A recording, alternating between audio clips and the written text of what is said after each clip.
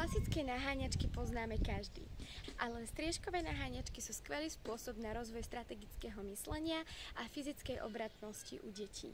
Potrebujeme na to väčší počet detí a dostatok placu, kde sa deti môžu bezpečne naháňať. Cieľom hry je, aby naháňajúci chytil všetky deti, alebo teda spravil zo všetkých detí striežky. Podmienkou ale však je, že deti sa navzájom môžu oslobodzovať tak, že jeden druhého podlezú. Čím sa vlastne celá hra komplikuje. Keď vás naháňajúci chytí, musíte zo seba spraviť striežku a zostať stáť na mieste a buď čakať, kým vás niekto oslobodí, alebo čakať do konca hry, až kým chytajúci nechytí všetkých.